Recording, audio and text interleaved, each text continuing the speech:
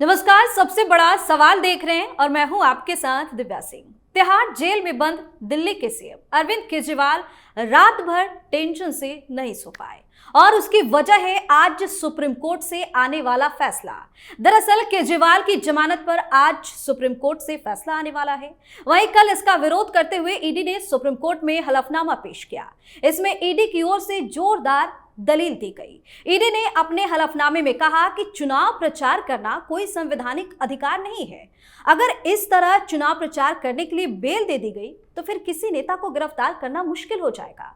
वहीं अरविंद केजरीवाल की मुश्किलें बढ़ सकती हैं। जानकारी के मुताबिक ईडी आज सप्लीमेंट्री चार्जशीट दायर कर सकती है। ऐसे में सबसे बड़ा सवाल यह है कि आज केजरीवाल का सुप्रीम कोर्ट में क्या होने वाला है। इसी पर चर्चा करने के लिए मेरे साथ स्टूडियो में मौजूद हैं कैपिटल टीवी के एग्जीक्यूटिव एडिटर राजीव जी। सर, आपका स्वागत है। धन्यवाद। आज केजरीवाल के लिए बहुत ही महत्वपूर्ण दिन है। आज क्या होने वाला है सुप्रीम कोर्ट में, क्या लग रहा है? देखिए, सुप्रीम कोर्ट पर भरोसा नहीं है। ये क्या हो जाएगा इस पर प्रेडिक्शन करना मुश्किल है, क्योंकि सुप्रीम कोर्ट के जज आजकल मान कर बैठे हैं कि वो जो कर दिए वही कानून है, वो जो बोल दिए वही नियम है। ये कानूनी दांव पेच जो सुप्रीम कोर्ट हाई कोर्ट में चलता है उसमें अब तर्क की गुंजाइश कम होती दिखाई पड़ रही है। जिस तरीके से केजरीवाल की जमानत पर बातचीत, केजरीवाल की जमानत को लेकर यह सवाल ही नहीं उठना चाहिए था, क्योंकि अभिषेक मनु सिंघवी ने पहले जो याचिका दायर की थी केजरीवाल की तरफ से, उसमें सुप्रीम कोर्ट में साफ तौर पर कहा था कि हम अरविंद केजरीवाल की गिरफ्तारी की वैधता पर सवाल खड़ा कर रहे हैं कि यह गिरफ्तारी सही है या गलत है। कानूनी तौर पर इसकी व्याख्या होनी चाहिए कि ईडी को क्या यह अधिकार है कि किसी मुख्यमंत्री को बिना बताए कि वो आरोपी हैं या फिर उनसे पूछताछ करनी है या फिर गवाह हैं, बिना कारण बताए हुए क्या गिरफ्तार किया जा सकता है? क्या समन की अवहेलना गिरफ्तारी का कारण बन सकता है या फिर उनके खिलाफ कोई ऐसे सबूत हो, पुख्ता सबूत, जिसके लिए गिरफ्तार करना जरूरी है, या फिर उनकी गिरफ्तारी के अलावा कोई विकल्प नहीं बचा था, क्योंकि ये फ्लाइट रिस्क बताया जाता है कि हो सकता है केजरीवाल भाग सकते हैं। ये सारे मसलों पर चर्चा होनी चाहिए थी। ये संवैधानिक मुद्दा था। और जब अभिषेक मनु सिंघवी ने पहली बार याचिका दायर की और दो जजों की बेंच बैठी, जस्टिस खन्ना और जस्टिस दत्त, तो दोनों ने जिस तरीके से दीपांकर दत्त और जस्टिस संजीव खन्ना ने इनसे पूछा अभिषेक मनु सिंघवी से कि आप जमानत के लिए अप्लाई क्यों नहीं करते, याचिका दायर क्यों नहीं करते हैं, जब आपके क्लाइंट गिरफ्तार हो चुके हैं, तो अब गिरफ्तारी के बाद उसके ऊपर सवाल उठाने के बजाय आप जमानत की याचिका दायर कीजिए कि जमानत मिले या न। तो उस समय तो अभिषेक मनु सिंघवी ने मना कर दिया था कि अभी हम जमानत के प्रोसेस में नहीं जाएंगे, बल्कि गिरफ्तारी की वैधता पर सवाल उठाएंगे, क्योंकि जमानत मिल भी गई तो फिर कैंसिल हो सकती है, फिर से गिरफ्तार किया जा सकता है। अगर गिरफ्तारी ही अवैध हो जाएगा तो फिर से दोबारा ईडी गिरफ्तार नहीं करेगी। लेकिन इसके बावजूद अगर इन जज साहब को लगता है कि चुनाव चुनाव चुनाव चुनाव कर दें अगर उनके वकील, तो चुनाव इतना इंपॉर्टेंट हो कि किसी अपराधी को बाहर निकाल दिया जाए, अपराध की गंभीरता पर सवाल करने के बदले आप उनके कामों पर सवाल करें। तो जिस तरीके से एसजी तुषार मेहता ने कई उदाहरण दिए, और इससे बेहतर तर्क नहीं हो सकता है जज साहब के आंख खोलने के लिए कि आप किसी एक प्रोफेशन को दूसरे प्रोफेशन से अलग नहीं कर सकते। ऐसा नहीं कह सकते कि राजनीति जो कर रहा है वो अपने चुनाव प्रचार के लिए बेल चाहिए उसे तो उसे दे दोगे। अगर कोई बिजनेस कर रहा है, अगर कोई कंपनी का मालिक है, क्योंकि मनी लॉन्ड्रिंग का मामला कोई किसानों के लिए तो आता नहीं, मजदूरों के ऊपर तो आता नहीं, ये तो पूरा मनी ट्रेल है और इसमें सैकड़ों हजारों करोड़ की डील होती है। तो कोई बड़े कारपोरेट हाउस, अपोलो का फंसा हुआ है, मुंजाल फंसा हुआ है, कई बिजनेसमैन फंसे हुए हैं। इन लोगों के ऊपर जितने जो रियल एस्टेट मालिक, इतना फर्जीवाड़ा हुआ, करोड़ों करोड़ का 1,07,000 करोड़ की संपत्ति अटैच हुई है पिछले 10 सालों में ईडी ने की है। 67,000 करोड़ से ज्यादा जब्त किए गए, अलग अलग सैकड़ों करोड़ में तो कैश में जब्त किए गए, जैसे कि पार्थ चटर्जी के घर पे उसके एसोसिएट्स के घर से 50-50 करोड़ रुपया कैश में जब्त किए गए। अलग अलग जगहों पर, झारखंड में देखिए, उससे पहले छत्तीसगढ़ में देखिए, हर जगह पर करोड़ों में कैश में जब्त किए जा रहे हैं। तो ऐसे में आपके पास कोई एक और जमानत के लिए आएगा कि देखिए भाई, हम जेल के अंदर हैं तो हमारी कंपनी है जो डूब रही है और उससे हजारों लोग बेरोजगार हो जाएंगे, तो हमारे ऊपर निर्भर करता है, अगर जमानत नहीं देंगे कंपनी बर्बाद हो जाएगी, हजारों लोगों का रोजगार छिन जाएगा। तो क्या उस आधार पर भी देंगे जमानत? या फिर एक किसान ही कहता है आकर कि देखिए अभी है जो फसल का सीजन है, अभी हमें बुआई करना है, वो बीज लेकर आ जाए कोर्ट में और कहे कि ये बुआई के सीजन में तो हमें आप जमानत दे ही दीजिए, तो क्या आप जमानत दे देंगे? या फिर कोई भी अपराधी, जो आप बेसिक स्ट्रक्चर की बात करते हैं कि संविधान के आधारभूत संरचना में आता है किसी को चुनाव में पार्टिसिपेट करने का अधिकार, तो ऐसे में क्या आप फूड टू राइट की बात कर सकते हैं, राइट टू एजुकेशन की बात कर सकते हैं? तो क्या कोई अपराधी जो मर्डर करके जेल के अंदर है, वो कहता है हमने अपराध किए हैं, लेकिन मेरी बीबी और मेरे जो छोटे छोटे बच्चे हैं उसने क्या अपराध किए? अगर हम जेल के अंदर रहेंगे तो हमारे घर में कमाने वाला कोई नहीं है, वो तो भूखे मर जाएंगे। तो इसके लिए सरकार ने तो कोई सुविधा दी नहीं है। ये सरकार तो नए तकनीक से चलती है, नई टेक्नोलॉजी, नए तरीके हैं, ये लोकतंत्र की नई व्यवस्था है। इससे बेहतर व्यवस्थाएं हमारे सनातन संस्कृति में कई साम्राज्यों में हुई है। मौर्य वंश की सरकार सत्ता थी तो उस समय भी ये व्यवस्था थी कि अगर कोई अपराधी है, अपराध कर दिया और उसको जेल में डाला गया, उसको फांसी की सजा दे दी गई, तो उसके परिवार के भरण पोषण की जिम्मेदारी सत्ता, शासन, सरकार उठाएगी। ये राजा के जिम्मेदारी हुआ करती थी। आज तो नई व्यवस्थाएं हमने यूरोप से लोकतंत्र लिया, यूरोप से व्यवस्थाएं लेकर ये कांग्रेस के नेताओं ने लाया, हमारे संस्कारों को खत्म कर दिया। लेकिन खैर वो बात अलग है। यहां पर जो सुप्रीम कोर्ट में सुनवाई हुई उसमें बार बार इतना कहने के बावजूद, अगर इतने तर्कों के बावजूद, तुषार मेहता के बार बार ऑब्जेक्शन के बावजूद ये दो जज मानने को तैयार नहीं है, चुनाव पर अटके हैं और ये कहने की कोशिश कर रहे हैं कि भाई ये जमानत पर तो बात होगी, जमानत मिलेगी या नहीं मिलेगी वो एक सीक्रेसी है, लेकिन आपने एक तरीके से वाइब्रेट कर दिया, मुद्दे को डाइवर्ट करके सामने वाले को उकसा दिया। ईडी के तरफ से ऐसी बातें नहीं थी कि हम जमानत पर चर्चा करने के लिए या जमानत के लिए, जमानत के विरोध में हम कोई तर्क गढ़ के ले गए हैं। वहां तो सुनवाई होनी थी उसकी लीगलिटी पर, सारे सबूत उसके थे। इसीलिए जब सुप्रीम कोर्ट में ये चल रहा है तो वैसे समय में ईडी ने भी सोचा अब कानूनी दांवपेच लगाना पड़ेगा। और यही कानूनी दांवपेच है कि जिसमें चार्जशीट लाया गया, क्योंकि सुप्रीम कोर्ट में बार बार यह कहा जा रहा था आप इतने दिन से क्या कर रहे हैं, अभी तक केजरीवाल के खिलाफ सबूत ही मिले हैं, चार्जशीट तक दायर नहीं की गई, ट्रायल कब शुरू करोगे, कब इस मामले की सुनवाई होगी और कब सजा मिलेगी? अभी तो ये इन्वेस्टिगेशन चल रहा है। तो इसके लिए केजरीवाल के खिलाफ चार्जशीट लाना था, क्योंकि पहले भी ईडी ने जो पूरी प्लानिंग की थी वो 1 साल की प्लानिंग है। ईडी ने प्लानिंग की ही थी कि हम मई में, किसी भी समय मई के महीने में अरविंद केजरीवाल के खिलाफ चार्जशीट दायर करेंगे, सप्लीमेंट्री चार्जशीट दायर होगा, उसके बाद हम फास्ट ट्रैक ट्रायल शुरू करेंगे।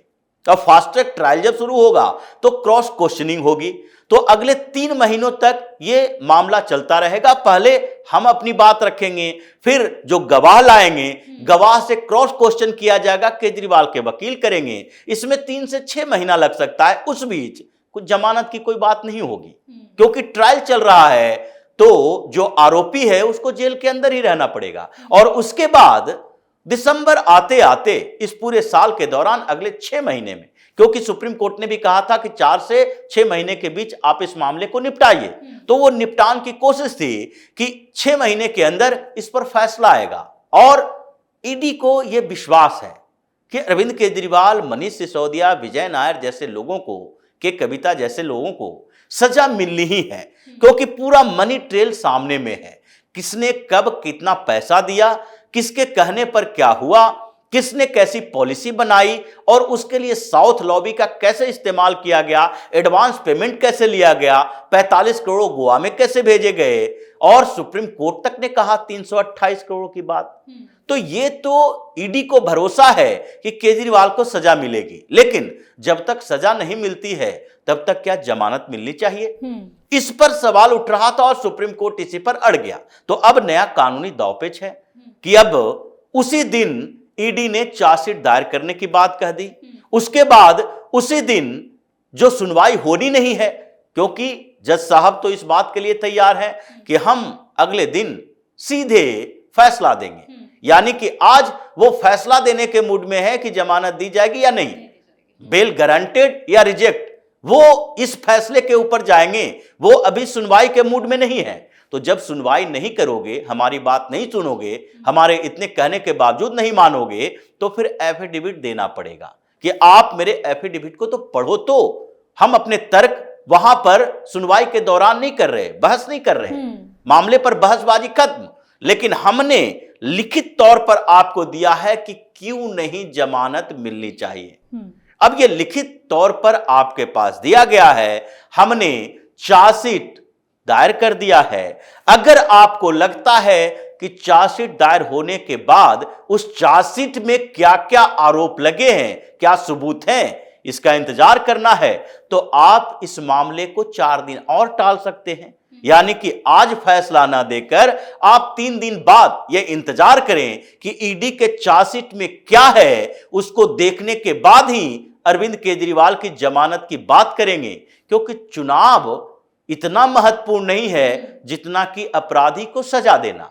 यह देश है जो इसी इकोनॉमिक ऑफेंस के कारण अब तक दबा हुआ है, और सुप्रीम कोर्ट ने कई फैसलों में इसका जिक्र किया है। इस सुनवाई में भी जो एक्साइज पॉलिसी पे सुनवाई हो रही थी, उसमें भी बार बार ये कहा गया है कि किसी हत्या से ज्यादा बड़ा अपराध ये इकोनॉमिक ऑफेंस है, ये जो करप्शन है, क्योंकि करप्शन से इनडायरेक्टली कोल्ड ब्लडेड मर्डर होता है।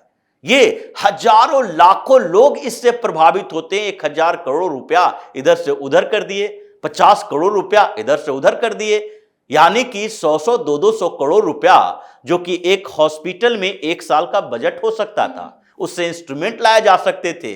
एक हॉस्पिटल में एक आईसीयू बेड नहीं होता, 10 लोग साल में मर जाते हैं, और वो पैसा आप दूसरी जगह पर खर्च कर देते हो, करप्शन का पैसा है। तो इसलिए कहा गया ये हत्या से ज्यादा बड़ा अपराध है, इसमें सख्त से सख्त सजा देनी चाहिए। अब सुप्रीम कोर्ट के जज अपने ही फैसले, अपनी ही बातों से पलटने की कोशिश करें, ये सोचने की कोशिश ना करें, ये दबाव उनके ऊपर पड़े कि अगर केजरीवाल को जमानत नहीं दिए तो फिर यह सवाल उठेगा कि सुप्रीम कोर्ट भी सरकार के इशारे पे काम कर रही है। ये अगर प्रेशर पर आ गए, जिसकी चर्चा हो रही है, 1-2 बार नहीं, इसकी चर्चा हुई है। 21 पूर्व जजों ने पिछले दिनों लेटर लिखा सुप्रीम कोर्ट में, उसमें 4 जज सुप्रीम कोर्ट से रिटायर हो चुके हैं, 17 जज वो हैं जो हाई कोर्ट से हैं, गुजरात हाई कोर्ट, उसके बाद मध्य प्रदेश, उत्तर प्रदेश हाई कोर्ट से, यानी इलाहाबाद हाई कोर्ट से, बॉम्बे हाई कोर्ट से, इन लोग जगहों से जज रिटायर हो चुके हैं। इन लोगों ने लिखा था सुप्रीम कोर्ट में और कहा कि देखिए अभी पॉलिटिक्स चल रही है सुप्रीम कोर्ट हाई कोर्ट के ऊपर, जिससे न्यायपालिका की छवि खराब हो रही है। विपक्षी पार्टी के नेता, इनडायरेक्टली कहने का मतलब यही था कि ये सिलेक्टिव तरीके से फैसले पर सवाल उठाते हैं या उसकी सराहना करते हैं। अब आपको तय करना है कि आप राजनीतिक दबाव में आकर फैसला सुनाते हैं या अपराध की गंभीरता और उसके सबूतों के आधार पर सुनाते हैं। ये चिट्ठी में लिखा हुआ था। उसके बाद 600 वकीलों ने भी एक चिट्ठी लिखी, सब मिलकर ये कहा कि देखिए न्यायपालिका का इमेज जो है उसके ऊपर खतरा मंडरा रहा है, इसकी छवि खराब हो रही है, सुप्रीम कोर्ट की छवि खराब हो रही है कि आप एक फैसला देते हैं, अगर विपक्षी पार्टी के नेताओं के पक्ष में जाता है, सरकार के विरोध में फैसला देते हैं, तो ये लोग कहते हैं सुप्रीम कोर्ट का फैसला न्याय की जीत हुई। जैसे ही सरकार के पक्ष में कोई फैसला आता है, आप तो इसी आधार पर देते हैं कि आपके पास सबूत है उसके लिए, तो ये लोग हंगामा कर देते हैं कि नहीं नहीं सरकार सुप्रीम कोर्ट से मिली हुई है। तो ऐसे में दबाव बहुत ज्यादा है, लेकिन उस दबाव में आकर अगर ऐसे फैसले आए, इस तरह के फैसले आए कि केजरीवाल जैसे लोगों को, जिसके इसी तर्क के आधार पर इसी चुनाव की बात को लेकर केजरीवाल को हाई कोर्ट ने फटकार लगाई, एक एक बात को कहा कि हम राजनीति को नहीं मानते, तुम राजनीतिक तर्क मत दो, ये सब जो राजनीतिक प्रपंच है वो जाकर चुनावी मंच पर कर सकते हो, यहां सबूत चलता है, यहां कानून चलता है, यहां नियम के अनुसार फैसले होते हैं। लेकिन हाई कोर्ट के जज वो क्या इतनी कानूनी समझ नहीं रखते? क्या उनके पास एक्सपीरियंस नहीं है? इतने सालों तक वकालत करके आपने ही तो नियुक्त किया। हाई कोर्ट के जजों की नियुक्ति सुप्रीम कोर्ट के कोलेजियम सिस्टम से होता है, वहां से ही ये निर्धारित करते हैं। तो आपको उन जजों के फैसले पर भरोसा नहीं, क्योंकि सबूत तो अलग अलग नहीं है। तो इसलिए अब ये कानूनी दांव पेच में फंस चुका है।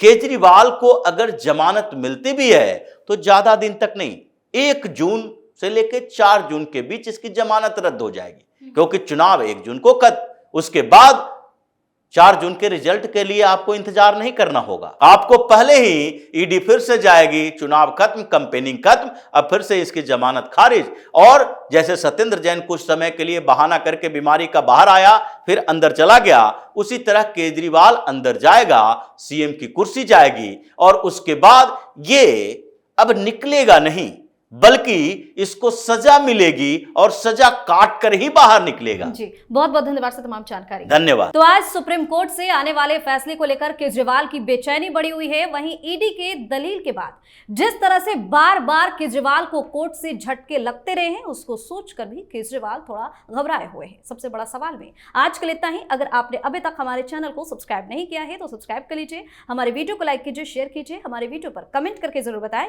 कि आपको हमारी खबर कैसी लगी। धन्यवाद।